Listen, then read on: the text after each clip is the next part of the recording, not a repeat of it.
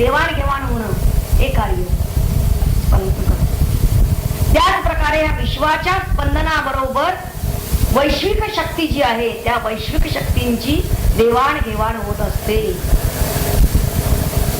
सूर्यावरील ज्या घडामोडी आहेत त्या घडामोडींच्या मुळे पृथ्वीला शक्ती मिळत असते. तेव्हा आपलं हृदय आणि पाय यामध्ये जेवढं अंतर आहे तेवढंच अंतर विश्व आणि पृथ्वी यांच्यामध्ये आहे. म्हणून त्यांनी इथे म्हणलेलं आहे की हृदयापुढे ज्याप्रमाणे पाय नगण्य आहे त्याचप्रमाणे या संपूर्ण अख्ख्या विश्वापुढे ही पृथ्वी ही नगण्य आहे. पृथ्वीला पायाची उपमा दिली आहे. विराट पुरुष ते म्हणतात की वास्तविक तो सर्वभूत मात्रांच्या ठिकाणी आत्मरूपानं अंतर्य आहे. भूत या शब्दाचा अर्थ आहे जे जे काही झालं आहे त्याला भूत म्हणतात. मग ते सजीव असो निर्जीव असो प्रत्येकाच्या अंतरंगामध्ये तोच विराट पुरुष विद्यमान आहे आणि तो सगळ्याला सूक्ष्मत्वानं व्यापून आहे. जड व चेतन सगळ्याला आत्मरूपानं व्यापून आहे. म्हणून त्याला सर्वभूतांतरात्मा असा शब्द म्हटलेला आहे. आता या मंत्रावरचं आपण मदानंद भारती काय म्हणतात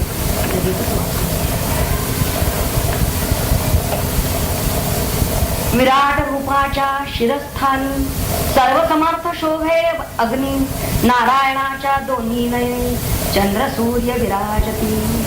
दिशानंताचे कान प्रगट वेद हे भाषण वायू त्याचा ते प्राण प्रेरणा दे जो सर्वासी. अंतःकरणाचाच विकार विस्तारलेले विश्वापार तेच शोभते मनोहर हृदयस्थानी विष्णूच्या. पायापासून पृथ्वी झाली तीच चरणमानी भली दिव्य भव्य वनमाली अंतरात्मा भूतांचा. महत्वाचे अवयव आणि सृष्टीचे दिव्य भाव यासी करुणी एक जीव हाती भव्य मूर्ती स्तुती. सर्व भूतांच्या अंतर्यामी तोच नांदतो निष्कामी उपासकाची विनाशनी तेने साधे साधना.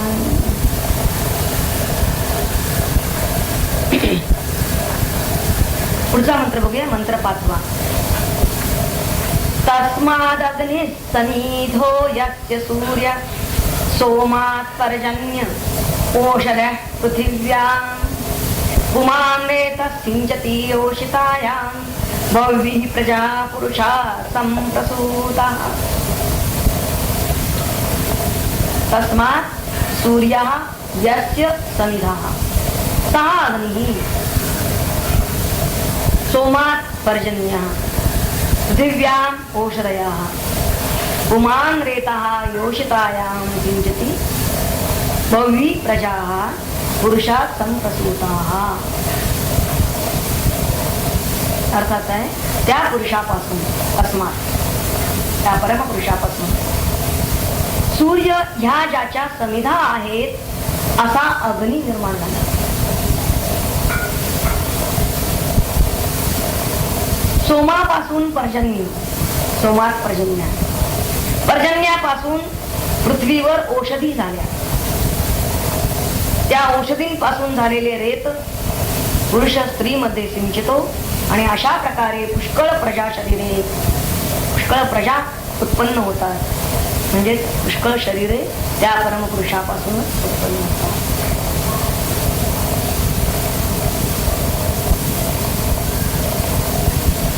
त्या परमपुरुषापासून ते म्हणतात की या सर्व प्रजा व सर्व शरीर निर्माण झालेली आहे. आणि त्यासाठी इथं पंचाग्नी सांगितलेले आहे. या पंचाग्नींपासून या सर्व प्रजा निर्माण झाल्या. आता हे 5 अग्नी कोणते कोणते ते या मंत्रामध्ये त्यांनी सांगितलेले आहे. छांदोग्य उपनिषदामध्ये सुद्धा या पंचाग्नी विद्येचं वर्णन आलेलं आहे.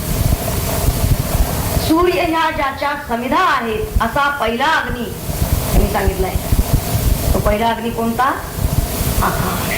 प्रत्यक्षात उल्लेख नाही, रूपक वापरलेलं आहे. जरा इथली भाषा अत्यंत काव्यमय वर्णन केलेलं आहे. आणि ज्यावेळी अत्यंत काव्यमय भाषेमध्ये तत्वज्ञान सांगितलं जातं त्यावेळी रूपक शैली वापरली जाते. तसं इथं ते फक्त समजून घ्यायला पाहिजे त्याला काय म्हणायचंय. ते स्पष्ट उल्लेख नाहीये या मंत्रामध्ये. सूर्याला त्यांनी समिधा म्हणलेलं आहे. ज्या अग्नीची समिधा सूर्य आहे असा तो अग्नी कोणता, तर आकाश. या सूर्याच्या योगानं हा संपूर्ण द्युलोक सुद्धा प्रकाशित होतो आणि त्याच्यापासूनच पर्जन्य रूप असा दुसरा अग्नी निर्माण होतो. सोमात पर्जन्य असं म्हणलंय. इथं सोम या शब्दाचा अर्थ या मंत्रामध्ये चंद्र असा घ्यायचा नाही तर वारा असा घ्यायचा, तरच ते आपल्याला अधिक सुसंगत अभिप्राय मिळेल. आपल्या शब्दकोशामध्ये त्यांनी सोम याचा अर्थ वाहणारा वायू किंवा वारा असा दिलेला आहे. नुसताच चंद्र असा अर्थ येत नाही. तेव्हा सोमात पर्जन्य या मंत्रातील हे जे विधान आहे ते वाऱ्यापासून पाऊस येतो या अर्थानं जर बघितलं तर अधिक संयुक्तिक ठरतं. सूर्यापासूनच वारे निर्माण होतात आणि मग वाऱ्यापासून पाऊस येतो. हा ओघ वैज्ञानिक दृष्टीनं सुद्धा उपनिषदांमध्ये फक्त वेगळ्या शब्दामध्ये त्यांनी इथं मांडलेलं आहे. पुढे त्यांनी म्हणलेलं आहे पर्जन्यापासून पृथ्वीच्या ठिकाणी औषधी उत्पन्न होतात. म्हणजे औषधी ह्या निर्माण होण्यासाठी पृथ्वी पाहिजे आणि पर्जन्य पाहिजे, जमीन पाहिजे आणि पाणी पाहिजे. आणि आधीचा वारा आहे पर्जन्य निर्माण करणारा, वायूही आहे. आपल्याला माहिती आहे की कुठलीही वनस्पती उगवायची असेल तर तिला हे वायू, त्यानंतर पाणी आणि ती जल, या 3 गोष्टी असतील तरच वनस्पती निर्माण होऊ शकतात. तेव्हा इथं त्यांनी सांगितलं हा तिसरा अग्नी आहे. कुठला, औषधी. औषधीमध्ये नुसत्याच औषधी वनस्पती येत नाहीत, सगळ्याच येतात. धान्य वगैरे सर्व तऱ्हेची धान्य सुद्धा जी असतात ती औषधी या शब्दाने त्यांचा उल्लेख केला जातो. सर्व तऱ्हेच्या वनस्पती असा त्याचा अर्थ आहे. तर हे ज्या वेळेला औषधी या म्हणजेच हे धान्य किंवा ते अन्न रूपानं तो जे काही खातो आहे, नुसतंच धान्य म्हणजे गहू ज्वारी तांदूळ नाही, तर काही तो फळंही खातो, काही भाज्याही खातो, हे सगळं औषधीच आहे. तर हे जेव्हा अन्न रूपानं त्याच्या पोटात जातं पुरुषाच्या, त्यावेळी त्याचं रेत म्हणजे वीर्य बनतो आणि मग तो हा जो हे जे वीर्य बनतंय, रेत बनतंय, याला चौथा अग्नी असं म्हणलेलं आहे त्यांनी. आणि ते वीर्य जिच्या शरीरामध्ये गेलं असता प्रजा निर्माण होते अशी ती स्त्री किंवा याला पुरुषाला जर नर म्हणलं तर ती मादी म्हणता येईल. हा 5वा अग्नी आहे. नुसतं स्त्री आणि पुरुष असा उल्लेख का नाही करायचा, कारण सर्व प्राण्यांच्या बाबतीत हे लागू पडतं, फक्त मनुष्य प्राण्यालाच लागू पडतं असं नाही. म्हणून इथं उमान किंवा योषितायाम असा शब्द वापरलेले आहेत त्यांनी, नर आणि मादी यांच्या दृष्टिकोनातून. तेव्हा ती मादी किंवा ती स्त्री हा 5वा अग्नी आहे. आणि अशा प्रकारे सर्व प्रजा या पंचाग्नींना निर्माण करणाऱ्या, तेव्हा त्या परमपुरुषापासूनच झालेल्या आहे. ह्या सगळ्या प्रजांना कारण तो परमपुरुषच आहे. कारण त्या परमपुरुषानंच तर हे सगळं हे पंचाग्नी निर्माण केले आणि हे पंचाग्नी निर्माण केले म्हणून तर प्रजा निर्माण, अशी साखळी त्यांना सांगायची. तेव्हा यावर भक्ती काय म्हणतात, परमपुरुषापासून निर्माण झाला दिव्य अग्नी, प्रदीप्त समिधा त्याची गुणी, ऐसा सूर्य जन्माचे. सूर्यापासून झाला सोम, चंद्री पर्जन्याचा जन्म, पर्जन्याची करी काम, औषधांच्या निर्मितीचे. औषधी या पृथ्वीवरी असती नाना प्रकारी, त्यात पोषिती नरनारी, रूपे प्राणी समूहाची. औषधीपासून नरात प्रजोत्पादक होते रेत, सिंचन त्याचे मैथुनात होते देहात नारीच्या. मग तेथून प्रजा सारी विपुलपणाने पृथ्वीवरी जन्म घेते विविधाकारी, संतती ही विराटाची. उत्पत्तीचा आद्यक्रम तुझ कथिला उत्तम, पंचाग्नी हे देऊन नाम वर्णिले हे आहे कुणी. एवंच साऱ्या निर्मिती विराट रूपापासून होती, निसर्गाच्या पातळीवरती भेद त्यांचा दिसो काही. त्यांनी चंद्र हाचा अर्थ घेतलेला आहे. परंतु अधिक अर्थ आपल्याला अभिप्राय आणि सुसंगत अभिप्राय जर मिळायला हवा असेल तर सोम या शब्दाचा अर्थ वाहणारा वारा असा अर्थ घ्यायला लागतो. आणि औषधी यामध्ये सर्व तऱ्हेच्या वनस्पती घातल्या. 6वा मंत्र बघूया. तस्माद्रच रामयजुंषि दीक्षा यज्ञाश्च सर्वे क्रतवो दक्षिणाश्च संवत्सरश्च यजमानश्च लोकाः सोमो यत्र पवते यत्र सूर्यः. तस्मात् म्हणजे त्याच्यापासून त्या परमपुरुषापासून ऋचा सामा यजुंषि दीक्षा यज्ञा च सर्वे क्रतवा च दक्षिणा च संवत्सरा च यजमाना च यत्र सोमः पवते यत्र सूर्यः ते लोकाः. निर्माण त्या परमपुरुषापासून ऋग्वेद यजुर्वेद सामवेद त्यानंतर दीक्षा यज्ञ क्रतु दक्षिणा काल संवत्सर म्हणजे काल यजमान म्हणजे कर्ता यज्ञकर्ता आणि पवित्र असे चंद्रलोक आणि सूर्यलोक निर्माण होतात. त्या परमपुरुषापासूनच ऋग्वेदामधील ऋचा पहिल्यांदा घेतलेले, नंतर साम घेतलेले, त्यामध्ये नियत अक्षरांच्या आणि सुबद्धाच्या मात्रांच्या ऋचा निर्माण झाल्या. सुबद्ध मात्रा का? कारण ते गायन आहे म्हणून. नियत अक्षर ठराविकच अक्षर पाहिजे, वृत्त ठराविक आहेत कारण ते गायन करायचं आहे म्हणून. सामवेद स्तोत्र आहे विविध देवदेवतांची. गायत्री आदी छंद सुद्धा निर्माण झालेले आहे. सामविधीय मंत्र हे मुळात 5 भक्तिक आणि 7 भक्तिक असे आहे. 5 भक्तिक म्हणजे 5 भागांचे आणि 7 भागांचे ते निर्माण झालेले आहे. कोणते 5 भाग? नुसते कानावरनं जाऊ दे. हिंकार, प्रस्ताव, उद्गीत, प्रतिहार आणि निधन हे ते 5 भाग आहेत. आणि याच्यामध्ये अजूनही उपद्रव आणि स्तोम हे 2 भाग मिळवले की 7 भागांचे झाले. आता आणि फट असे जे अक्षर आहेत या अक्षरांसारखी म्हणजे उगाच अर्थशून्य वर्ण ज्यामध्ये मिसळलेले असतात ते स्तोम स्तोभ असा शब्द तिथं वापरलेला आहे. अशा प्रकारे त्रिविध मंत्र येतात. हे परमपुरुषापासूनच निर्माण झालेले आहेत. यजुर्वेदामधील सुद्धा ज्या ज्या सगळ्या यज्ञ पद्धती सांगितलेल्या आहेत यजुर्वेदात यज्ञ दीक्षा सांगितलेल्या आहेत. यज्ञ दीक्षा म्हणजे मौंजी बंधन किंवा संन्यास दीक्षा वगैरे. तसंच अग्निहोत्रादी यज्ञांचं शिक्षण. यज्ञ म्हणलं की त्यामध्ये अग्निहोत्रादी यज्ञ आले. आणि क्रतू म्हणजे ज्याच्यामध्ये यूप आहुतीचा तेव्हा आहुतीसह जो यज्ञविधी त्याला क्रतू असं म्हणलेलं आहे. यज्ञ दक्षिणा यज्ञ म्हणलं की त्यात काहीतरी दक्षिणा दान करायला पाहिजे. तर गायीपासून अगदी सर्वस्वापर्यंतच दान हे सुद्धा.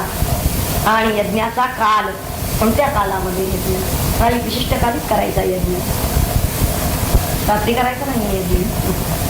तेव्हा यज्ञ करता म्हणजे यजमान सुद्धा ह्या सगळ्यांना त्या परमपुरुषानंच निर्माण केलेलं आहे. या सगळ्याबद्दल यजमान सुद्धा कसा पाहिजे, कुणाला यज्ञ करण्याचा अधिकार आहे वगैरे हे सगळं त्या परमात्म्यानंच निर्माण केलेलं आहे. इतकंच काय त्या यज्ञ कर्माचं फल म्हणून जे जे काही लोक मिळतात त्या त्या लोकाला तो जातो, त्या त्या पुण्य लोकाला तो जातो असं म्हणलं जातं. ते ते पवित्र असे चंद्रलोक सूर्यलोक वगैरे ते सुद्धा त्यानंच निर्माण केलेले आहे असं या मंत्रामध्ये सांगितलं आहे. मुख्यत्वे काय आहे की जे काही इथं सांगितलं जातं त्यामध्ये यज्ञाच्या भूमिकेतून यज्ञाच्या भाषेतून मुख्यत्वे त्यांनी सांगितलेलं आहे.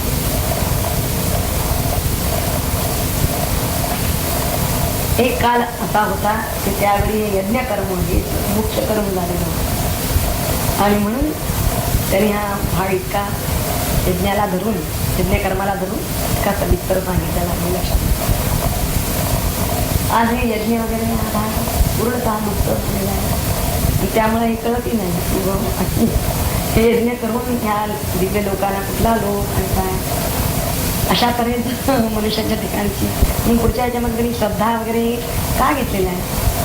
तर या गोष्टीवर जर श्रद्धाच नसेल मनुष्याची तर तो ते कर्म करायला प्रवृत्तच नाही होणार.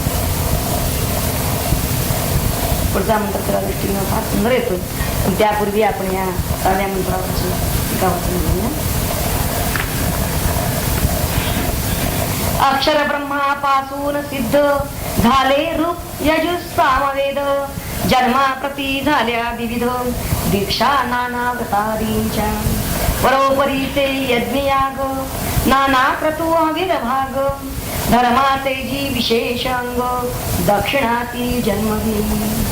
निमिष मास वत्सर हे जे कालाचे प्रकार. जन्मा येती खरोखर अक्षराच्या पासूनची. अक्षर म्हणजे परमपुरुष. पूजा व्रते यत्न करी यजमान जो अत्यादरी. तोही विराटाच्या उदरी येतो ऐसे जाणावे. चंद्र सूर्यांचा आलोक होतो ज्यांचा प्रकाशक. शौनकाते सारे लोक विराटाची निर्मिती रे. मंत्र 7वा बघू. तस्माच्च देवा बहुधा संप्रसूतः साध्या मनुष्या पशवो वयांसि. प्राणापानौ व्रीह्यौ तपश्च श्रद्धा सत्यं ब्रह्मचर्यं विधेश्च. तस्मात् त्याच्यापासूनच बहुधा देवाः संप्रसूताः साध्याः मनुष्याः पशवाः वयांसि. प्राणापानौ व्रीह्यौ तपः श्रद्धा च सत्यं ब्रह्मचर्यं विधी च. काय काय काय काय संप्रसूता काय काय त्याच्यापासून निर्माण झालं ती यादी अजूनही चालूच आहे. ते म्हणतात याच्याच पासून अनेक प्रकारचे देव आधी. देवा बहुधा देवा संप्रसूता. नंतर साध्यगण या देवता आहेत स्वर्गीय. मानव पशु पक्षी निर्माण झाले आहेत.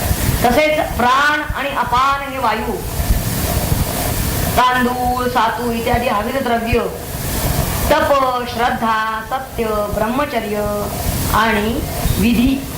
विधी म्हणजे आपण आचरणासाठी ते नियम सांगितलेले आहेत. काय करावं हे सर्व उत्पन्न झालं. त्याच्यापासूनच 33 प्रकारचे देव निर्माण झालेले आहेत. 8 वसु, 11 रुद्र, 12 आदित्य, 1 इंद्र आणि 1 प्रजापती असे 33 प्रकारचे देव निर्माण झाले. 33 कोटी. कोटी म्हणजे प्रकार.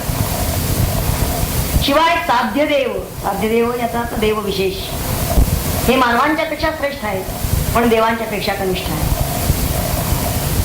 आणि यानंतरचा येतो मानव, ज्याला क्रियमानाचा अधिकार आहे, कर्माधिकारी जो आहे. नंतर पशु. पशुमध्ये 2 भाग येतात, अरण्यातील पशु आणि ग्रामातील पशु. त्यानंतर पक्षी. यातही असेच 2 भाग आहेत, अरण्यातील पशु पक्षी आणि ग्रामातील पक्षी. या सर्वांना या परमपुरुषानंच निर्माण केलेलं आहे.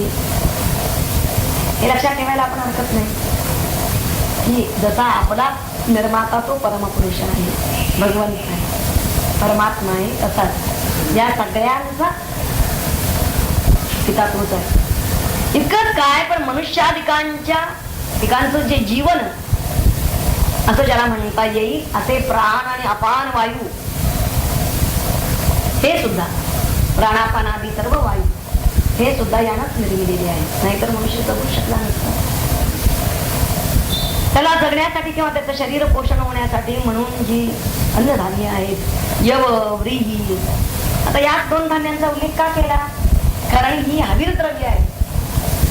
म्हणजे यज्ञामध्ये जेव्हा कोणते घालावेत आहुती म्हणून द्रव्य, त्या द्रव्यामध्ये हे सातू आणि तांदूळ हे 2 सांगितलेले आहेत, यव आणि व्रीही. ही हवीर द्रव्य ही सुद्धा यानंच निर्माण केलेली आहे. प्राण्याचं शरीर पोषण करणारेही जे निर्माण केलं जातं तेही तो जसा आहे तसंच त्याचबरोबर त्याला त्याच्यावरती संस्कार रूप कर्मांग म्हणून तप हे सुद्धा त्यानंच निर्माण केलेलं आहे. नुसतंच खायचं आणि झोपायचं एवढ्यासाठी भगवंतानं मनुष्य शरीर निर्माण केलेलं नाही. त्यांना काहीतरी तप केलं पाहिजे. काय पुढे सांगितलं, तप, श्रद्धा, सत्य, ब्रह्मचर्य आणि मग विधी. शेवटी आलेला आहे विधी म्हणजे काय करावं हे सुद्धा भगवंतांनी सांगितलेलं आहे. त्यांना काय करावं. तेव्हा तप हे म्हणतात फल साधन रूप सुद्धा आहे आणि स्वतंत्र सुद्धा आहे. काही तप तुम्ही केलं तर त्याचं फल मिळणार तुम्हाला, म्हणून ते साधन रूप आहे तप. आता प्रत्येकाला ठरवून दिलेली आहेत त्यांनी तप सुद्धा. कृष्ण चांद्रायणाची तप सुद्धा सांगितलेली आहेत. प्रत्येक वर्णाप्रमाणे तप ठरवून दिलेली. ब्राह्मणाला पयोव्रतादी व्रत सांगितलेलं आहे किंवा तप सांगितलेलं आहे. क्षत्रियाला यवायू सांगितलेलं आहे. वैश्याला आमिक्षा असं तप सांगितलेलं आहे. तर ही तप त्या प्रत्येक वर्णाला त्यांनी नेमून दिलेली आहे. नुसतं तप करूनही भागत नाही, श्रद्धाही पाहिजे. म्हणून कारण मुळातच हा पुरुष पुरीशयते असा जो जीवात्मा आहे तो श्रद्धामय आहे. श्रद्धामय पुरुष. तेव्हा श्रद्धा याचा अर्थ अस्तिक्य बुद्धी, हा त्याचा विश्वास असतो. कुणीतरी आपल्याला निर्माण केलेला आहे, आपला निर्माता कोणतरी आहे म्हणून त्याला मानणं ही अस्तिक्य बुद्धी आहे. ज्या अर्थी मी आहे त्या अर्थी तो आहे, त्याला अस्तिक्य बुद्धी म्हणजे. आणि ही सुद्धा अस्तिक्य बुद्धी त्यालाच निर्माण केलेली आहे. आणि त्याला किती जरी म्हणलं की मी नास्तिक आहे म्हणून, पण तो नास्तिक आहे म्हणत असताना शेवटी आहे म्हणतो. लक्षात घ्या, हे जे त्याचं आहे म्हणणं आहे याच्यातच सिद्ध झालं की तो आस्तिक आहे. आस्तिक बुद्धी त्याच्याजवळ आहे हा त्याचा खरा अर्थ होतो. सत्य ही सुद्धा त्याचीच निर्मिती आहे. सत्य याचा अर्थ जे अनृत वर्ज्य केलेलं आहे, खोट ज्यामध्ये वर्ष आहे आणि यथार्थभूत आहे, जे यथार्थ आहे तेच सांगितलं जातं ज्यानं. आणि शिवाय अपिडा करवचन आहे, कुणालाही त्यामुळे पीडा होणार नाही असं वचन, त्याला सत्य म्हणतात. पुढे म्हणतात ते ब्रह्मचर्य. ब्रह्मचर्य या शब्दाचा अर्थ आहे अष्टविध मैथुन त्याग, त्याला ब्रह्मचर्य असा शास्त्रीय अर्थ आहे त्याचा.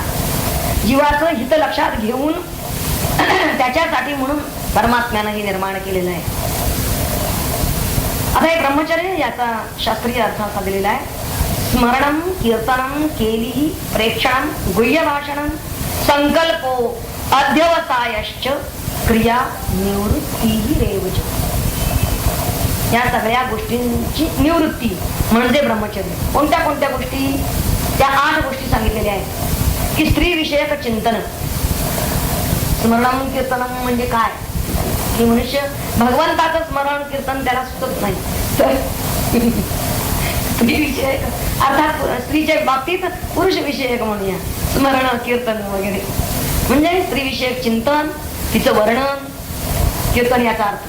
त्यानंतर केली म्हणजे क्रीडा, प्रेक्षणम म्हणजे कटाक्षयुक्त पाहणं, गुह्य भाषणम म्हणजे एकांती भाषण करणं, संकल्प म्हणजे संकेत आणि अध्यवसाय, अध्यवसाय म्हणजे परस्पर निश्चय करणं आणि क्रिया म्हणजे प्रत्यक्ष संभोग. या 8 मैथुनांचा त्याग जो करतो, ह्या सगळ्याची निवृत्ती ज्याच्या ठिकाणी आहे त्याला म्हणलेला आहे ब्रह्मचर्य पालन करतो.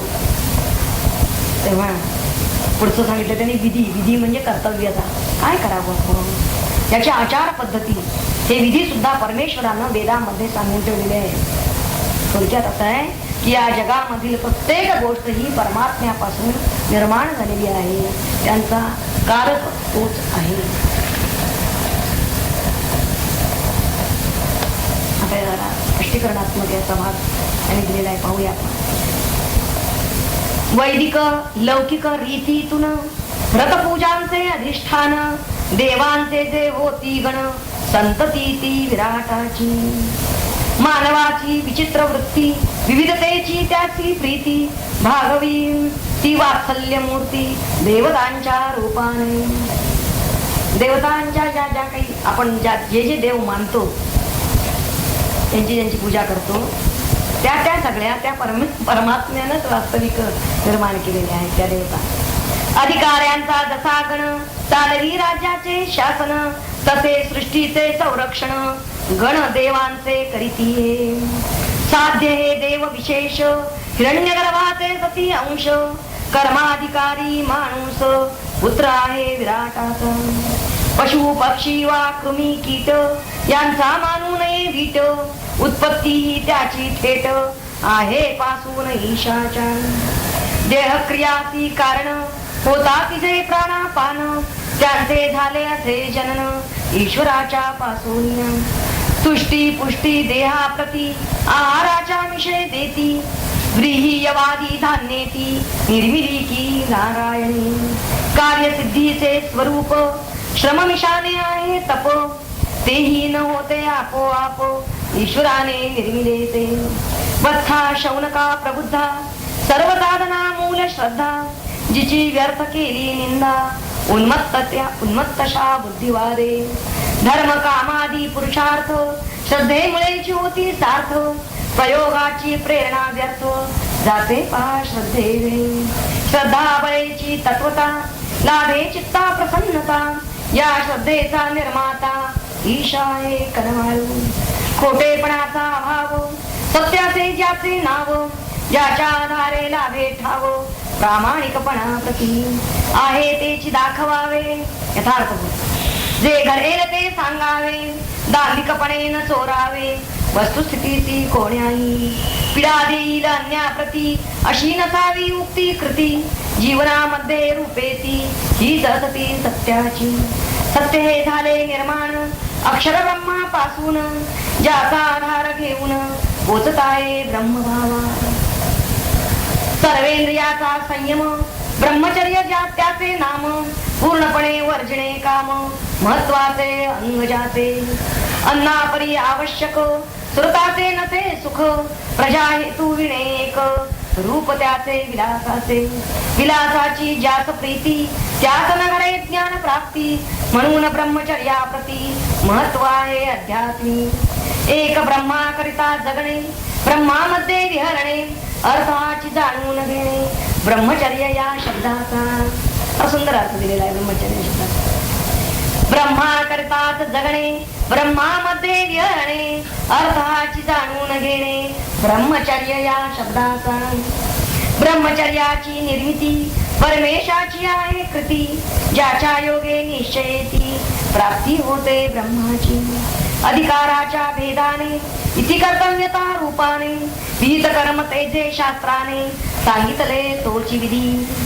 विधीचे भावे सेवन हेच ईशाचे पूजन, सहजपणे जे साधन उद्धाराचे मानवाच्या. विधी तो येतो जन्माची हिरण्यगर्भाची या कुशी, पहा केवळी ईश्वराची दया येते मानवाची. मंत्रात घेऊया एवढा मंत्र. सप्त प्राण प्रभवन्ति तस्मात् सप्तर्षिषा समिधा सप्त होमा सप्तैमे लोका येषु चरन्ति प्राण प्राणा गुहाशया निहिता सप्त सप्त. थोडी रूपकाची भाषा आहे या मंत्रामध्ये, आणि मुख्यत्वे मग म्हणतात असं की यज्ञाचं रूपक त्यांना जास्त आवडतं. त्यामुळं तिथं त्यांनी अग्नी किंवा होम समिधा वगैरे हे जे शब्द वापरलेले ते यासाठी. अन्वय बघूया आधी. सप्त प्राणा तस्मात् प्रभवन्ति, सप्त अर्चिषा सप्त समिधा सप्त होमः येषु प्राणः चरन्ति ते इमे सप्त लोकाः गुहाशया सप्त सप्तनीताः. 7 प्राण याच्यापासूनच निर्माण होतात. 7 ज्योती ज्वाला म्हणले ते सप्त अर्चिषा, 7 समिधा, 7 होम आणि 7 लोक ज्यामध्ये प्राण संचार करत असतात ते त्याच्याच पासून निर्माण होतात. गुहावासी असे हे प्राण म्हणजे हृदयात शयन करणारे हे प्राण. प्रत्येक प्राण्यामध्ये 7 स्थापन केलेले आहे. सात प्राण या परमात्म्यापासून निर्माण होतात असं ते तरी म्हणतात. त्याच्या सात ज्योती म्हणजे ज्वाला अर्थात सात शक्ती ज्वाला येतात. आणि पुढे म्हणतात ते सात समिधा म्हणजे ते विषय रूप समिधा, सात अवयवांचे विषय, सात होम म्हणजे त्या त्या विषयांचे ज्ञान, विषयांचा अनुभव देणारं ज्ञान देणारे होम असा शब्द वापरलाय. आणि पुढे ते म्हणतात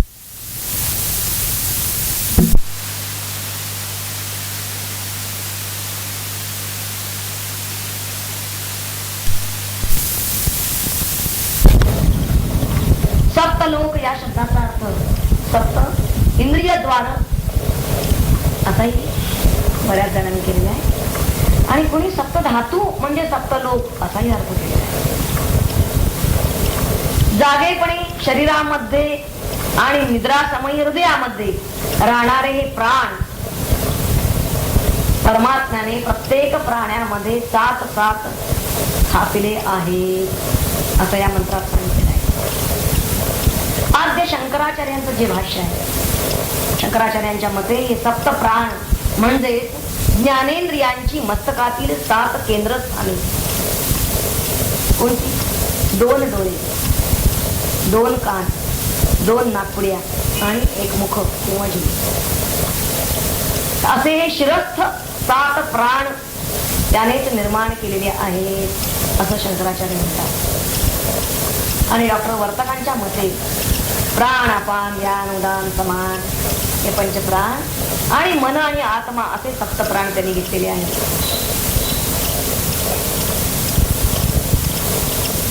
बघूया आपण जरा आता की कुणाचं म्हणणं अधिक ग्राह्य आहे. त्या मंत्रामध्ये मुळातच भाषा सांकेतिक वापरलेली आहे. रूपक शैलीचा त्यांनी वापर इतका केलेला आहे की फक्त अर्थ ध्वनित करून ठेवलेला आहे. त्या परमपुरुषापासून सात इंद्रियद्वारे ही मस्तकामध्ये निर्माण झाली. दोन नेत्र आपण पाहिलं आता, दोन नाकपुड्या, दोन कान आणि एक मुख. आणि ज्या सात ज्वाला ज्यांचा उल्लेख इथं केलेला आहे त्याचा अर्थ बाहेर पडून आपल्या आपापल्या विषयांपर्यंत, त्या विषय वस्तू व्यक्ती पर्यंत पोहोचणाऱ्या आणि त्यांना प्रकाशित करणाऱ्या या जी अंतःकरण वृत्ती आहे त्या जाणीवेच्या सात शक्ती म्हणजे या सात ज्वाला. प्रत्येक ज्ञानेंद्रिय हे फक्त आपापला विषय वस्तू फक्त प्रकाशित करत असतो हे लक्षात घ्या. डोळा फक्त पाहणं हेच काम करणार, कान फक्त ऐकणं हेच काम करणार. म्हणजे ती अंतःकरण वृत्ती एक जरी असती तरी तिच्यामध्ये या सात शक्ती त्यांनी मानली की तिच्यापासून अंतःकरण वृत्ती निघाली की ती त्या द्वारातून म्हणजे या इंद्रिय द्वारातून निघेल आणि त्या जे विषय वस्तू आहे तिथपर्यंत पोहोचेल त्या विषयापर्यंत. आणि पोचल्यानंतर परत माघारी त्याचं जे ज्ञान होणार आहे त्याला ते या ज्वाला म्हणजे या शक्तीनं होणार आहे. इंधन जोपर्यंत असतो तोपर्यंत ज्वाला टिकवता येत असते. आपल्याला हे रूपक उलगडायचं आहे म्हणून हे समजून घ्यायला पाहिजे. तेव्हा अंतःकरण वृत्तीच्या जाणीव प्रकाश ज्यामध्ये जी ज्ञान वृत्ती आहे ही जी ज्ञान वृत्ती आहे त्यांच्या विषय वस्तू शिवाय ती अन्य दुसरं इंधनच तिला नाही हे लक्षात घ्या. म्हणजे कसं तर ज्यावेळी श्रोत्रेंद्रियामधून बाहेर फेकल्या जाणाऱ्या या अंतःकरण वृत्ती श्रोत्रे कानातून बाहेर पडली परंतु ती ज्वाला पेटी ठेवण्यासाठी ध्वनी हे तिला इंधन आहे. जिथं ध्वनी असेल तिथंपर्यंत ती अंतःकरण वृत्ती पोचेल. लक्षात येतंय का हे रूपक बघा. तेव्हा त्या ज्ञानेंद्रियातून बाहेर फेकली जाणारी अंतःकरण वृत्ती ज्यावेळी त्यांच्या विषय वस्तूंच्या संपर्कात येत असते तेव्हा होणार इंद्रिय गोचर असं ज्ञान म्हणजे त्या सात आहुती होत. इथं त्यांनी यज्ञाचं रूपक केलंय मग म्हणलं तेवढं ती ज्वाला अग्नीची ज्वाला भडकली बाहेर गेली तर मग त्याच्यामध्ये आहुती काढली ही ज्ञानाची. म्हणजे ते काय आहे तो शब्द काय आहे ते तर ज्ञान झालं ही आहुती मिळाली. आता हा शब्द हा अर्थ कसा काय काढला आहुती त्यांनी तिथं म्हणलेलंच आहे परंतु हे जे रूपक उलगडताना याला आधार असा आहे ती नारायण उपनिषद, महानारायण उपनिषदामध्ये म्हणलेलं आहे त्यांनी, यदस्य विज्ञानम तज्जुहोती. ज्योती हा शब्द वापरलेला आहे त्यांनी तिथे. ज्याचं ज्ञान व्हायचं ते प्रकट होतं. तेव्हा आहुती म्हणजे ती भडकलेल्या ज्वालामध्ये ज्यावेळी टाकली जाते त्यावेळी ज्वालांचं जे मूल स्थान अग्नी, त्या अग्नीत आजपर्यंत ती जात असते आहुती, केव्हाही लक्षात घ्या. आणि म्हणून इतकी की ती स्वतःला भस्मसात करून घेते, म्हणून ती पार त्याच्या आतपर्यंत जात असते. तेव्हा आपापल्या विषयांच्या ज्ञानाला इथं होम असं म्हणलेलं आहे. हे रूप कसं उलगडून घ्यायचं आहे ते बघा. हे शंकराचार्यांनी जी इंद्रिय द्वार मानली, इंद्रिय द्वार मानली, त्या दृष्टीनं आपण हे उलगडत चाललेलं आहोत रूप. तर त्यामध्ये त्या त्या विषयाचं ते जे ज्ञान आहे तो एक एक होम झाला. आणि हे ही सात आहे. प्रत्येक ज्ञानेंद्रियाची नियंत्रण करणारी विशिष्ट मज्जा केंद्र असतात. पण त्या मस्तिष्कामध्ये हे सात प्राण आहेत म्हणलं त्यांनी, त्याचं कारण ते आहे. आणि याला इथं त्यांनी लोक, याचा अर्थ असा आहे की या अंतःकरण वृत्तीमधील किती ज्ञान केंद्र. अंतःकरण वृत्ती म्हणजे प्रत्येकाचं अंतःकरण वृत्ती शक्ती जरी एक असली तरी ती ज्ञान केंद्र वेगवेगळी आहेत ना. बघा म्हणतात तसं डोळ्याचं पाहण्याचं ज्ञान केंद्र, कानाचं ऐकण्याचं शब्दाचं ज्ञान केंद्र. तेव्हा आणि इतकं असतं की ज्यावेळी मनुष्य झोपलेला असतो त्यावेळी त्या केंद्रामधील ती शक्ती, ती जीवनशक्ती म्हणजेच ती प्राणशक्ती ज्या ठिकाणी प्रज्ञा असते त्या हृदय गुहेमध्ये जणू काही झोपलेली असते, जणू काही विश्रांती घेत असते. म्हणून झोपेमध्ये आपल्याला कुठल्याही विषयाचं ज्ञान होत नाही. अंतःकरणवृत्ती पूर्ण लीन आहे. एखाद्या गुहेत गाढ झोपी जावं. ही गुहा कुठली? हृदयरूपी गुहा. हृदयाला गुहा म्हणलेला आहे. रमण महर्षींच्या सुद्धा तुकामध्ये स्पष्ट उल्लेख आलेला. हृदय कुहरामध्ये गुहा म्हणजे हृदय ही एक गुहा आहे असा स्पष्ट उल्लेख अनेक ठिकाणी येऊन जातो. तिथं तर गुहाशया असा स्पष्ट उल्लेख आहे. ही गुहा म्हणजे ही हृदयरूपी गुंफा. हे जे सूचक वर्णन आलेलं आहे या सूचक वर्णनातून त्यांना दाखवून द्यायचं आहे की प्राण याचा अर्थ प्राणवायू नव्हे, वायूशी त्याचा काही संबंध नाही. कारण प्राण तत्व हे प्रत्येक अंगोपांगामध्ये भरलेलं आहे, कुठं ते नाही असं नाही. प्राण हेच तत्व हे अनेक अनेक ठिकाणी अशा तऱ्हेने ते कार्य करत आहे. म्हणजे ते नेत्राद्वारा तेजाद्वारा असेल ते केंद्र असेल त्याचं तर ते पाण्याचं कार्य करेल, श्रोत्रामध्ये ते ऐकण्याचं कार्य करेल. परंतु तो प्राणच आहे ना. प्राण तिथं जर प्राण हे तत्व जर तिथं नसेल तर हे कुठलंच त्यातला होऊ शकणार नाही, कुठलंच ज्ञान प्राप्त होऊ शकणार नाही. तेव्हा इथं जे उघडून घ्यायचं आहे आपल्याला ते या दृष्टिकोनातून उघडून घ्यायचं. त्याचा हा मंत्र गूढ आहे. प्रधानमंत्री त्यांनी काय उलगडलाय पाहूया. त्यांनी शंकराचार्यांना दोन डोळे दोन कान नाक पुढ्या त्या त्याही दोन सातवी रचना धरून प्राण सात शिरस्त्र हे यांची विषयाकडे वृत्ती त्याची सात होती ज्योती यांचे विषय त्यांची गणती सात संविधानावानी विषय सेवनाचे जे काम तेच येथे सात होम प्राण संचारा देही धाम सात लोक तेची इथे हृदय रूपी गुहे ठाई शिरोनिया जो झोप घेई ज्या त्या प्राण्यास तिथली सात संख्या विधात्याने विषय निरपेक्ष ऐसे सुख जीव भोगितो अलौकिक त्याचे स्मरण दिसले देख गुहाशय या नावाने शब्दांनी इंद्रिय आणि अवयवा शक्ती इंद्रियांची सर्वा विषय आणि त्यांची सेवा निर्मिली से ईश्वराने ज्ञानी अज्ञानी असो कुणी लाभे तया हे पूर्णपणी या सातांच्या साधनांनी कर्मे घडती फलोन्मुखी हे घेऊन लक्षात शाणे न होती आसक्त साधनीया भजतात ईश्वराची आत्मना संतुष्ट होती अविवेकी साधन प्राप्ती नेची लोकी आणि रमती विषय सुखी आत्मलाभा दुरावून ईश्वराची निर्मिती घातक नसे कोणा प्रती उन्नती वा धोगती आहे स्वाधीन जीवाच्या असो शौनका प्राण सात श्रुतीने जे बोधिलेत त्यांना कोणी मानतात ज्ञानेंद्रियांनी वाणी मन काही असो साधने ईश्वराचे आहे देणे उपयोग त्याचा जीवाने करावा की योग्य रीती.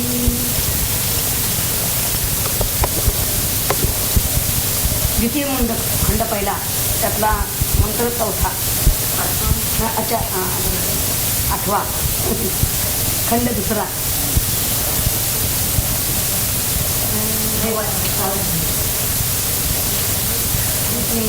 आठवा पण झालाय बरोबर. आठवा झालेला आहे. 9व्याला आपण आलेलो बरोबर. सप्तसप्तती झालेला आहे. 9व्या मंत्राला आपण आलेलो आहोत. मुंडक दुसरं खंड पहिला. सप्त इंद्रिय काय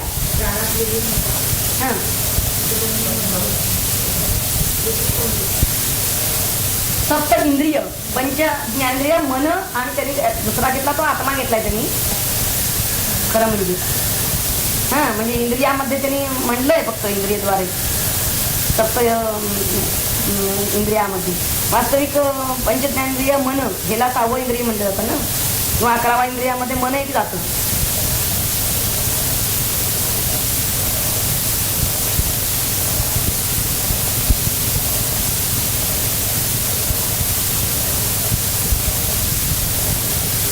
म्हणून आपण इंद्रिय असं घेतलेलंच नाहीये ना अर्थ करताना. पहा ना तुम्ही वाचवायला नव्हता काय.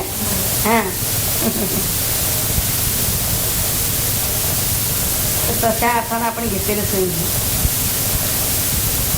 तर त्या शक्ती असं घेतलेलं आहे. अर्थ आपण जो केलाय ना 7 प्राण त्याच्यापासून निर्माण होतात. नंतर 7 ज्योती म्हणजे त्या शक्ती, 7 संविधा, 7 होम आणि हे 7 लोक ज्यामध्ये प्राण संचार करतात एकीकरणची ते त्याच्यापासून निर्माण होतात त्या परमपुरुषापासून. आणि तो गुहावासी आहे. गुहावासी असं आहे म्हणजे गुहावासी म्हणजे हृदयाचं शयन करणारा असे प्राण 7 म्हणजे प्रत्येक प्राण्यामध्ये 7 असे स्थापन केलेले आहेत असा अर्थ केलेला आहे आपण. इथे इंद्रिय घेतलेली नाही.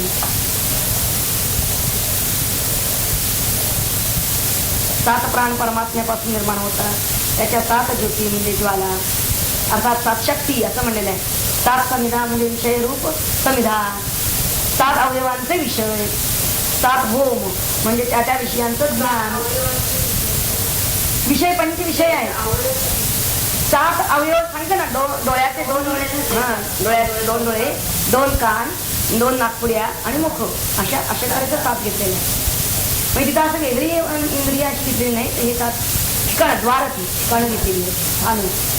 आणि त्या त्या विषयांचं ज्ञान त्या त्या विषयांना होतं. आणि त्यातून जे ज्ञान मिळतं जो अनुभव येतो तोच होम. आणि अशामध्ये जे प्राण संचार करत असतात हे प्राण संचार जे करतो ते सप्तलोक. आणि हे सप्तलोक म्हणजे सप्त ते म्हणतात की कोणी धातू म्हणतात, कोण लोक म्हणतात, कोण इंद्रिय म्हणतात. पण जागेपणी शरीरामध्ये आणि निद्रा समयी हृदयामध्ये हे प्राण राहत असतात. म्हणजे हे प्राण 7 ठिकाणी प्रत्येक प्राणीमात्राच्या ठिकाणी स्थापन केलेले आहे. म्हणून आपण आद्य शंकराचार्यांचं मत घेतलेलं होतं की सप्त प्राण म्हणजे त्यांनी काय केलेलं आहे की ज्ञानेंद्रियांची आपल्या मस्तकातील 7 केंद्रस्थाने असं त्यांनी सांगितलेलं आहे. इंद्रिय न घेता त्यांनी 2 डोळे, 2 कान, 2 नाकपुडे आणि जीभ घेतलेलं आहे. आणि ज्यांनी हे विज्ञान सांगणारे जे आहे त्यांनी ते पंचप्राण आणखी मन आणि आत्मा हे घेतलं ना, त्यामुळे कसा गोंधळ होतो हेही आपण पाहिलेलं आहे. या अशा तऱ्हेचे विवेचन जर केलं तर म्हणून ते आपण डावललेलं आहे. हे हा भागच पुढे मात्र समजावून सांगितलं. त्या स्वात ज्वाला यातून बाहेर पडतात असं त्यांनी म्हणलेलं आहे. म्हणजेच या 7 शक्ती या द्वारा ह्या द्वारा म्हणजे हे 2 नेत्र, 2 नाकपुड्या, 2 कान आणि मुख या द्वारा ही अंतःकरण वृत्ती बाहेर जाते. ज्वाला जाते याचा अर्थ अंतःकरणाची शक्ती जाते आणि ती विषय वस्तूपर्यंत पोहोचते, त्यांना प्रकाशित करते. आणि मग त्या अंतःकरण वृत्तीच्या या 7 शक्ती त्या प्रत्येक ज्ञानेंद्रिय फक्त आपला आपला विषय वस्तूच फक्त प्रकाशित करत असते, एवढंच फक्त जाणत असते. जसं इंधन असेपर्यंतच ज्वाला टिकवता येते, त्याप्रमाणे अंतःकरण वृत्तीच्या या जाणीव प्रकाशाला त्यांनी म्हणलेलं आहे की त्यांच्या त्यांच्या विषय वस्तूशिवाय अन्य दुसरं इंधन नाही. म्हणजे श्रोत्रेंद्रियातून बाहेर फेकली गेलेली जी अंतःकरण वृत्ती आहे तिची ज्वाला पेटती ठेवण्यासाठी ध्वनी तिथं पाहिजे. ध्वनी हे इंधन, हे उदाहरण दिलं होतं. म्हणजे त्या त्या ज्ञानेंद्रियातून बाहेर फेकली जाणारी अंतःकरण वृत्ती ज्यावेळी त्यांच्या त्यांच्या विषय वस्तूंच्या संपर्कात येते तेव्हा होणारे आपल्याला इंद्रिय गोचर ज्ञान जे आहे, इंद्रियद्वारा मिळतं हे बरोबर आहे, पण जे ज्ञान मिळतं त्याला 7 आहुती असं त्याला रूपकाच्या भाषेत बोललेले आहे. त्याला आहुती म्हणलेल्या आहे. आणि आहुती याचा अर्थच की या ज्या भडकलेल्या ज्वाला आहेत त्या भडकलेल्या ज्वालामध्ये ती आहुती जेव्हा टाकली जाते त्यावेळी मुख्य काय होतं, जी ज्याची आहुती घातली जाते ती सुद्धा त्यामध्ये भस्मसात होऊन जात असतो. त्या अग्नीमध्ये पूर्णतः त्यामध्ये अग्निरूप होतो. त्याचप्रमाणे आपापल्या विषयांच्या ज्ञानाला इथं होम म्हणलेलं आहे. आणि हे सुद्धा 7 सांगितलेले आहेत. प्रत्येक ज्ञानेंद्रियांची नियंत्रण करणारी विशिष्ट मज्जा केंद्र आहे. म्हणून इथं लोक या शब्दाचा अर्थ अंतःकरण वृत्तीमधील ज्ञान केंद्र, त्याला लोक असं म्हणलेलं आहे. त्यांनी फक्त लोक म्हणजे 7 धातू मानलेले आहेत जगातले वर्तकांनी. हे लक्षात घ्या परत. जेव्हा मनुष्य झोपलेला असतो त्यावेळी त्या केंद्रामधील जीवनशक्ती ही म्हणजेच प्राण हा ज्या ठिकाणी प्रज्ञा असते त्या हृदय गुहेमध्ये जणू काही विश्रांती घेत असतो असं रूपकाच्या भाषेत सांगितलंय. आणि ह्या सूचक वर्णनातून त्यांनी दाखवून दिलेलं आहे की प्राण याचा अर्थ प्राणवायू नव्हे. त्यांनी जे प्राण अपान व्यान उदान समान हे पंचवायू आणि पुन्हा मनवात्मा असं घेतलं होतं, तर प्राणवायू नव्हे तर प्राणतत्व. आणि हे प्राणतत्व हे तत्व आहे, हे सर्व अंगोपंगामध्ये असते. अशा अर्थाने त्याचं विवेचन केलं. आता आज त्याच्या पुढचा आपल्याला 9वा मंत्र घेऊ. तो मंत्र असा आहे, अतः समुद्रा गिरयश्च सर्वे अस्मात्संदन्ते सिंधवा सर्वरूपाः अतश्च सर्वा ओषधयो रसश्च येनैष भूतैः तिष्ठते ह्यंतरात्मा. तुमच्या पुढ्यात पुस्तक पाहिजे, म्हणजे मंत्र पाहिजे, नाहीतर मग ते सगळं जे विवेचन आहे ना सांगत असताना मंत्रावरच दृष्टी पाहिजे. काय करा, अन्वय बघूया आपण आधी या मंत्राचा. अतः सर्वे समुद्राः च गिरयाः च अस्मात् सर्वरूपाः सिंधवाः चन्दन्ते. अतः च सर्वाः ओषधयाः रसाः च येन भूतैः एषः हि अंतरात्मा तिष्ठते. असा अन्वय आहे. अर्थ बघूया. या परमपुरुषापासून आता सर्व समुद्र आणि पर्वत गिरया पर्वत उत्पन्न होतात. सर्व रूपा सिंधवा अस्मात् सिंधवी बहुरूप नद्या वाहतात याच्यापासून. सर्व औषधया रसाच आता याच्याच पासून या काय होतात, सर्व औषधी आणि सर्व रस होतात. येन या रसांच्या योगाने भूतही पंचमहाभूत जी स्थूल महाभूत आहेत त्यांनी वेढलेल्या अशा देहामध्ये एषः हा अंतरात्मा तिष्ठते, अंतरात्मा राहतो असा शब्दशः. या परमपुरुषापासूनच हे सर्व चर अचर ही सगळी सृष्टी निर्माण होते असं त्यांनी म्हणलेलं आहे. जशी चेतन सृष्टी निर्माण होते तशीच जड सृष्टी सुद्धा याच्याच पासून उत्पन्न होते हे सांगायचं आहे. अखिल प्राणीमात्रांप्रमाणे सर्व निसर्ग सृष्टी सुद्धा याच्याच मध्ये यानेच निर्माण केलेली आहे. म्हणून समुद्र, पर्वत, नद्या, वनस्पती, सर्व रस यांचा उल्लेख केलेला आहे. आणि हे याच्यापासून उत्पन्न होतात. आणि हे असेल तर ही बाकीची त्याच्यावर आधारित सर्व सजीव सृष्टी जी आहे प्राणीसृष्टी ती जगू शकते. पंचमहाभूतांपासून जो बनलेला स्थूल शरीर जे आहे तर ते स्थूल शरीर याच गोष्टीवरती अवलंबित आहे. म्हणजे हे जे पर्वत समुद्र सगळे निसर्ग पिके नद्या वनस्पती म्हणजे औषधी सर्व रस हे जर असतील तरच ती प्राणीसृष्टी जगू शकते. तर त्या पंचमहाभूतापासून म्हणजे पंचभौतिक असा जो देह बनलेला आहे स्थूल शरीर, तर त्या शरीरामध्ये हा अंतरात्मा राहू शकतो आणि कार्य करू शकतो. आता अंतरात्मा म्हणजे कोण, म्हणजे या मंत्रामध्ये अंतरात्मा हा शब्द कशासाठी आलेला आहे ते पाहायचं आहे आपल्याला. अंतरात्मा हा शब्द इथं त्यांनी मुख्यत्वे लिंग देहाला उद्देशून सूक्ष्म देहाला उद्देशून वापरलेला आहे. भाष्यामध्ये शंकराचार्य असं म्हणतात, पंचभी स्थूलैः परिवेष्टितः तिष्ठते. पंचमहाभूत जी आहे त्यांनी त्या स्थूल शरीराला त्यांनी परिवेष्टिलेलं आहे. म्हणजे त्या पंचमहाभूतांनी हे स्थूल शरीर बनलेलं आहे. आणि तिष्ठती ही अंतरात्मा म्हणजे कोण, लिंगम सूक्ष्मम शरीरम. स्पष्ट तरी भाष्यात उल्लेख केलेला आहे की अंतरात्मा म्हणजे याचा अर्थ या स्थूल शरीरामध्ये असणार लिंग शरीर म्हणजे सूक्ष्म शरीर मन बुद्धी चित्त अहम अंतःकरण जे आहे याला त्यांनी म्हणलेलं आहे की अंतरात्मा. तद अंतराले शरीरस्य आत्मनश्च आत्मवत वर्तते इति अंतरात्मा अशी व्याख्या दिली. पंचमहाभूतांनी बनलेल्या या स्थूल शरीरामध्ये असणारं हे लिंग शरीर म्हणजेच मनबुद्धी चित्त अहम असणारं हे अंतःकरण याला अंतरात्मा म्हणण्याचं कारण असं आहे की एक तर हे स्थूल शरीराच्या अंतर म्हणजे आत आहे आणि याला आत्मन म्हणण्याचं कारण असं आहे की हे आत्मवत वर्तन करतं म्हणून त्याला अंतरात्मा असं म्हणलेलं आहे. म्हणजे जेव्हा मीचा उल्लेख करत असतो तेव्हा तो ह्या ह्याला हे जे आत्मन म्हणजे त्याचं मन बुद्धी आहे याला उद्देशून तो म्हणत असतो. त्याचं मन बुद्धी चित्त अहम जे आहे ना त्याला उद्देशून त्याचं सतत मी चाललेली. आत्म्याला उद्देशून इथं अंतरात्मा असा शब्द आलेला नाही हे लक्षात घ्या. या मंत्राच्या संदर्भात हा विशेष विचार लक्षात घेतला पाहिजे. तर काहींनी असा त्याचा उल्लेख केला अंतरात्मा मंत्र आत्मा परमात्मा म्हणजे परमात्मा असा उल्लेख केला काही असेल त्याचा अर्थ नाही. अंतरात्मा म्हणजे याचा इथं नाही तर मग तो पंचभूती त्याच्यामध्ये असलेला तो त्याच्या आत असलेला असं म्हणण्याचं काही कारण नाही. बघा मी भरती काय म्हणतात पाहूया.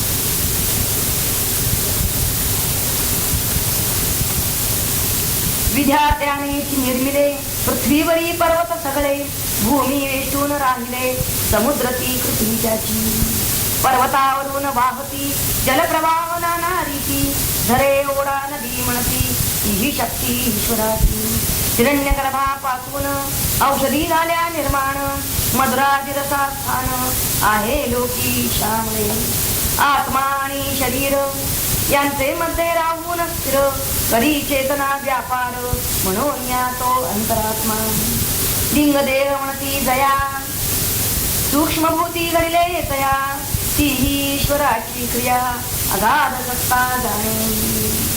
लिंगदेहाचा उल्लेख स्पष्टपणे केलेला आहे.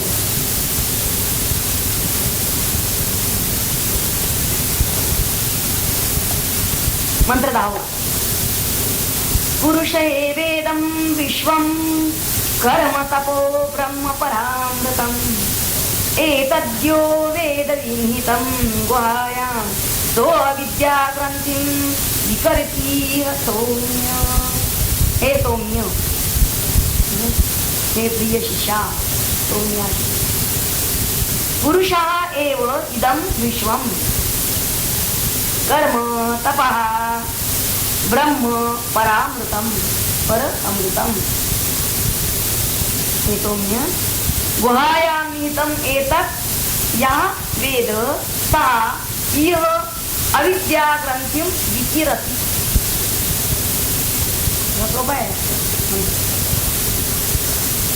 परम पुरुष हे विश्व आहे.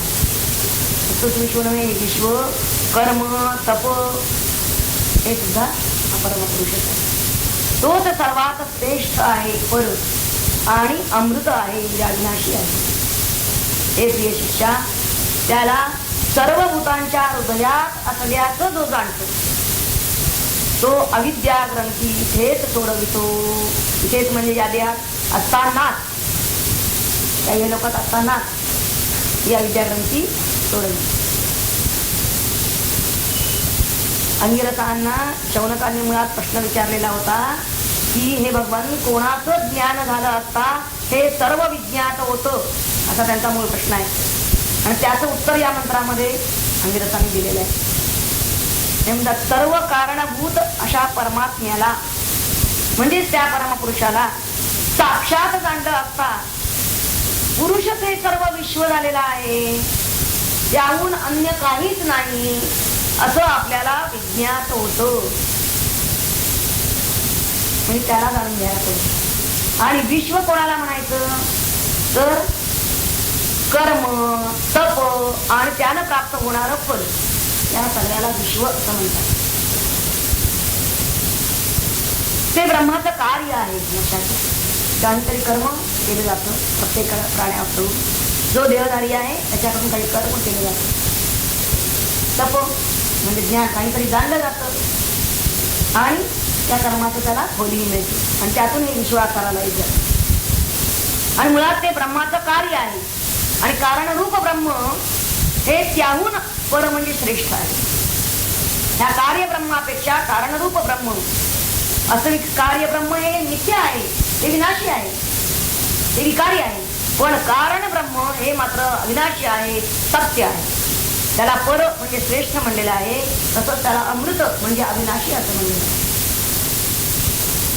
आणि ते सर्व भूत मात्रांच्या हृदयरूपी गृहेत स्थित आहे असं जो कोण जाणत असतो, ज्याला असा प्रत्यय येतो, तो या विज्ञानामुळे हे अनुभवाचं त्याचं ज्ञान हा त्याचा आत्मप्रत्यय त्याची अविद्या ग्रंथी नष्ट करतो. अविद्या ग्रंथी म्हणजे काय? ग्रंथीप्रमाणे दृढ झालेल्या वासना, अज्ञान वासना, तर त्या नष्ट करून सोडतो. आणि ते सुद्धा इह म्हणजे या देहात असेपर्यंत, या देहात असतानाच, या इहलोकात आपण असतानाच हे अविद्या ग्रंथी छेदन व्हायला पाहिजे, हे ज्ञान व्हायला पाहिजे त्याला. आणि हे सर्व परमात्म्यापासून होतं, म्हणून त्याच्या विज्ञानानं सर्व विदित होतं असं म्हणलेलं आहे. शिवाय त्याचं ज्ञान झालं असता अविद्या नाश होतो आणि जीव मुक्त होतो. म्हणून त्याला जाणून घ्यायचं. त्याला का जाणून घ्यायचं याचं कारण आहे अविद्या नाश हा तर भाग आहे. आणि जे जाणलं असता सर्व जाणलं जातं असं जे म्हणलेलं आहे ते एक याला जाणार म्हणजे अख्खं सगळं विश्वाचं ज्ञान झालं. तर हेच त्याचं कार्य, त्या कार्यब्रह्माचं म्हणजे या विश्वाचं कारण आहे. जेव्हा कारण आपल्याला कळतं तेव्हा कार्यही उमगून येतं. मुळात जे सत आहे, जे अक्षर आहे, पण जे अरूप आहे, ज्याला रूप नाही, जे निराकार आहे, त्याला आता कोणत्या प्रकाराने आम्ही जाणावं हे आता ते दुसऱ्या खंडामध्ये आपल्याला सांगणार आहे. म्हणून मुंडक दुसरे, खंड दुसरा, दुसरा खंड सुरू होतो. त्याआधी आपण दहाव्या मंत्रावर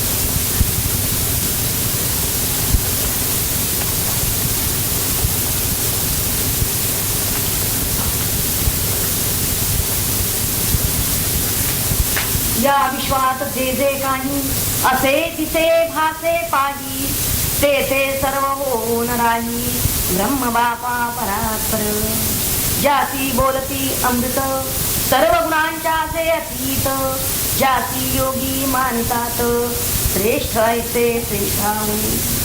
त्यानेच आहे व्यापिलेले शौनका विश्वातील सगळे, अंतर्बाह्य ते राहिले ओतप्रोत भ्रूनिया. चांगले उत्तम जे का श्रेष्ठ, वाईट अधम वा कनिष्ठ, शूर दुबला धेकड धीट, रूपे सारी ब्रह्माची. सुंदरता वा कुरूपता अरूप ब्रह्माची सत्ता, हवे नकोची तत्वता ब्रह्मयेची अधिष्ठान. कर्म क्रिया व्यवहार याची ब्रह्मची आधार सृष्टीचे सारे व्यापार ब्रह्मामुळे घडतात. जेवी मानस सरोवरी उठती सदा रम्य लहरी देवी ब्रह्माच्या आधारी तप व्रत उपासना योग याग पूजा विधी धारणा ध्यान समाधी या सर्वांचा आहे विधी ब्रह्म हेची साक्षेते. जे जे काही करू जावे ते न ब्रह्मा सोडून बरवे सुज्ञाने हे जाणून घ्यावे प्रयत्नाने विवेकाने वाढवून निज पात्रता जाणून घ्यावी ब्रह्मसत्ता ब्रह्मज्ञान नीट होता तेच मी हे उजाडते. हृदय रूपी गुहेत आत्मरूपे ते नांदत हे जेधवा कळो येत शंका सर्वत दासिते. अविद्या मोह अज्ञान गाठी परी आवडून ग्रंथी कशाची अविद्या मोह अज्ञान गाठी परी आवडून धरिताती अंतःकरण भान नसेने सत्याचे. विकार वासना अहंकृती ग्रंथीची त्या फळे होती. त्या ग्रंथीची फळे म्हणजे अविद्या मोह अज्ञान यांच्यामुळे काय काय होतं विकार वासना अहंकृती ग्रंथीची त्या फळे होती.